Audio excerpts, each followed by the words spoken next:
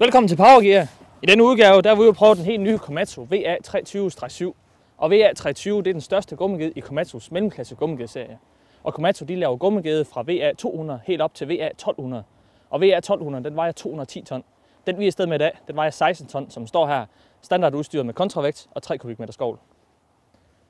Komatsu er jo japansk, men til trods for det så bliver VA200 til VA500 gummihjulslæsserne produceret på de gamle Hanomag-fabrikker i Hannover i Tyskland. Og det samme med udviklingen, den foregår også i Tyskland. Og hvis vi lukker de gule sideplader op på Komatsu-geden, så kommer vi ind til den nye Komatsu-motor, der ligger i den nye gummiged her. Den 6,6 liters Komatsu-motor benytter ikke AdBlue for at leve op til den nye Tier 4 I-krav, eller det samme som Stage 3B. Det motoren gør for at opfylde kraven, det er, at den bruger EGR, Exhaust Gas Recirculation, og det betyder, at udstødningsgassen bliver genbrugt i motoren en gang mere. Når motoren benytter EGR-teknologi, ja, så nedsættes NOx-partiklerne, som er et krav for at leve op til Stage 3B. Men samtidig så øges PM-partiklerne, og PM-partiklerne de brænder så af efterfølgende i en DPF, altså dieselpartikelfilter, som sidder her oven på motoren. Dieselpartikelfilter det skal udskiftes for hver 4500 time, og for hver 100 time der laver gummigeden her en aktiv forbrænding af sodpartiklerne i dieselpartikelfilteret, og det gør den ved at hæve udstødningstemperaturen og sprøjte diesel ind for at brænde de her sodpartikler op. De daglige servicepunkter på Komatsu-geden er hurtigt overstået kapitel. Tjekker motorolie sidder her, påfyldning af motoroliefilter, luftfilter, nye åndelåsfilter og brændstoffilter. Det er alt sammen let tilgængeligt her under sidepladen. Og heroppe der har vi kontrol af hydraulikolie og påfyldning af hydraulikolie. Op ad trinene her og på bagskærmen, så kan man hurtigt fylde hydraulikolie på, og det fungerer ganske godt. Men en ting, der fungerer knap så godt på den ellers så gennemførte Komatsu-gummiged, det er transmissionsolien. Det kontrolleres her, og det er sådan set hvad det er, men det skal også påfyldes her. Og hvis du står med en kande og en trakt, så bliver det altså ikke særlig nemt at komme til at påfylde transmissionsolien. Det så jeg gerne Komatsu lave om. De to batterier sidder i hver sin skærmkasse her i siderne, og der er rigtig let adgang. Og her der har vi kontravægtsiderne, og kontravægten her, den er faktisk standard på alle modeller, der kommer hjem i Danmark. Og det hjælper med, at maskinen kommer op og veje de 16 ton. Men jeg har faktisk prøvet, hvis du kører ind i lidt noget hårdt materiale, nu kører vi meget sand i dag, men i går der prøvede jeg at køre noget jord. Og når du kører ind i noget hårdt materiale, så kan gummigeden altså godt virke lidt let bagtil. Men det er sådan set bare et spørgsmål om at få hængt flere kontravægt på. Selve armen på VA320, det er en PZ-arm. Og det betyder, at det ikke bare er en Z-kinematik på armen, men den er altså også indbygget parallelstyring. Det gør, at den er væsentligt lettere at køre med, hvis du har pallegafler i stedet for en skovl på. Man kan sige, at når vi har det her PZ-kinematik, så bliver armen også lidt længere, og det kan jo godt gå ud over brudkraften, men det har vi altså ikke oplevet i de her 2 dages test, at der er et problem på maskinen. Alle Komatsu VA320 gummigeder, der kommer til Danmark, de bliver som standard udstyret med centralsmøring fra fabrikken, og det kan man tydeligt se. Vi ser det blandt andet her, centralsmøring til hurtigt skift, og her ned til armen. Altså, det er rigtig flot. Smørkablen er rigtig flot gennem vejen, og det synes jeg virkelig ser rigtig, rigtig godt ud, og det giver altså den sidste finish til maskinen. Når de nye Komatsu VA320 kommer til Danmark, så bliver de som standard udstyret med ikke færre end 10 arbejdslygter, og 8 af dem det er LED-typen. Det er virkelig godt.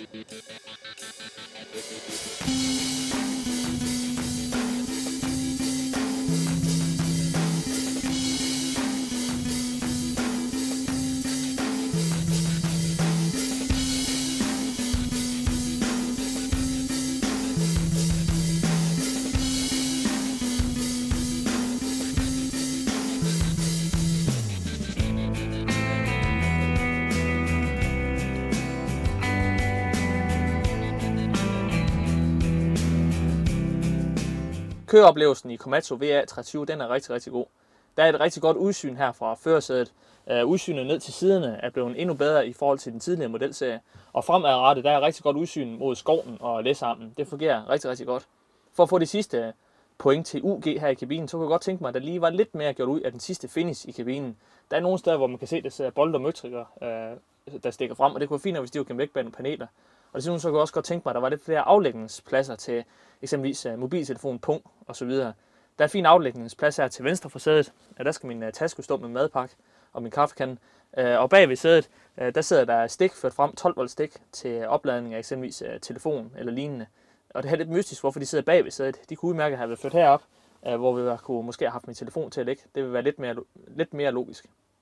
Det manglende finish her i kabinen, det bliver nu hurtigt glemt, når man kommer til at køre med maskinen, fordi der er et utroligt lavt lydniveau her i gummigeden. I tomgang med 800 omdrejninger, der er det kun 60 dB. Når jeg kører på landevejen med 38 km/t, med 2.000 omdrejninger på motoren, så er der kun 70 dB inde i kabinen.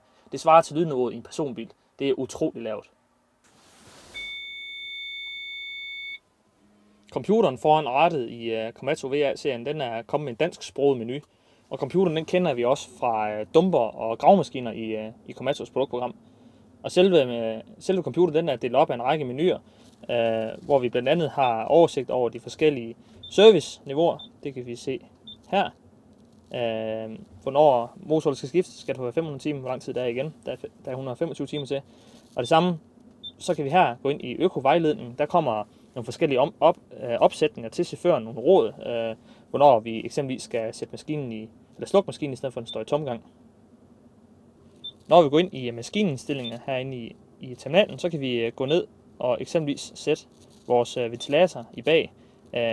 Der er forskellige menuer her, A, B og C, hvor i R'en, der sætter vi til hver anden time, der kører den 1 minut baglæns. I B'en for hver time kører den 1 minut baglæns. I C'en for hver halve time kører den 4 minutter baglæns. Der er simpelthen en række muligheder for at stille netop, hvordan man ønsker, at den her ventilator den skal rengøre kølerne. En anden ting, jeg rigtig godt kan lide herinde i terminalen, det er, hvis vi går ned i ATT-udstyr. Der kan vi gå ind og vælge vores tredje funktion, hvordan den skal køre. Eksempelvis, så kan vi kan sætte 5 forskellige, og vi kan sågar navngive dem. Det kan eksempelvis være kosten, det kan være hegnsklipperne, eller hvad vi nu bruger tredje funktion til.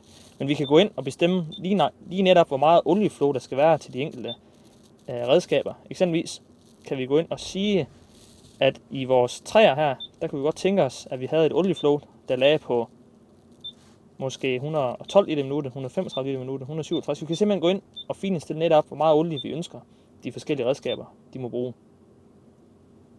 Højre armen, det kan stilles op og ned og i længderetning, og det er rigtig rart, så du får en behagelig arbejdsstilling, når du kører med dit joystick. Heroppe på siden, der har Komatsu sit VSC, og det betyder, at i gear nummer 1, der kan vi begrænse hydrostaten til en maks hastighed. Det er ret smart, hvis vi eksempelvis kører fire med en kost, så kan vi give fuld olieflow til kosten, og så kan vi samtidig begrænse farten, når vi trykker på speederen. KTCS, det er også en begrænsning af hydrostaten. Her der gør vi simpelthen det, at vi begrænser hjulspind, der kan komme eksempelvis, når vi ruller sne. Der er 3 forskellige niveauer. Når man kører læs i jord og sand, så er man nok, at den står i max, så der er fuld udnyttelse af transmissionen. Noget man hurtigt kan vende sig til, når man kører i Komatsu-glæden, det er bakkamera. Og noget man endnu mere kan vende sig til, det er, hvis solen skinner, som den gjorde i går, da jeg kørte, så kan man hurtigt gå ind og ændre lysstyrken her i bakkamera. Man skal ikke ind i menu og bladre foran rattet, det gøres ganske hurtigt her lige under terminalen.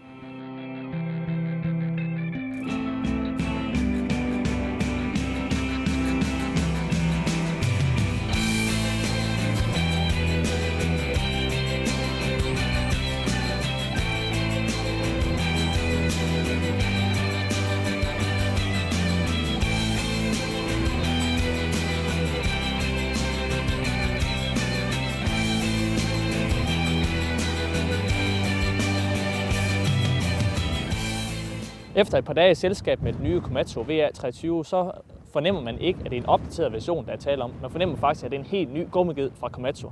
Og det mærkes først og fremmest ved den nye transmissionsstyring, som Komatsu kalder for Smart Loader Logic. Og det betyder, at transmissionsstyring og motorstyring de snakker sammen. Og man ser også tydeligt, når jeg læser en skål sand, at så bliver gummigeden ved med at arbejde fremad. Det er nemlig sådan, at der sidder en række sensorer, der fortæller gummigeden lige netop, hvor meget kraft der er nødvendig til netop den læseopgave, man er i gang med. Og resten af kraften, det sendes til transmissionen. Det giver altså ikke op. Det samme, når vi kører op af skråninger og bakker, så kommer der altså ingen overload fra hydrostaten. Den bliver altså ved med at trække. En ting, der er rigtig rart, når man kører med hydrostaten, det er, at man bare slipper speederen, og gummigeden står stille, også op ad skråninger. Lige så snart jeg rører ved speederen igen, ja, så kører vi altså igen. Det fungerer virkelig, virkelig godt, den her nye hydrostatstyring i VA23-serien. Der har været flere chauffører på Komatsu-gummigeden, og de er alle sammen enige om, at det lave lydniveau det er virkelig i særklasse. Man kan sige, at de sidste få procent af mangel på finish inde i kabinen, det glemmer man altså lidt, når man kommer ud og kører i maskinen. Men det ville være fint, hvis Komatsu de kunne ændre det. Og en anden ting, som ikke bare generelt Komatsu, men måske generelt gummigedsproducenter, det er, når der kommer en ny gummiged i anno 2015, så jeg gerne, at joysticket det sad fast integreret sammen med luftsædet. Det er altså ikke særlig rart, når man i løbet af en hel arbejdsdag skal køre med skuldrene næsten revet af led. Joystick og så sæde, det skal selvfølgelig sæde. Det gælder ikke kun Komatsu, det gælder også de øvrige producenter.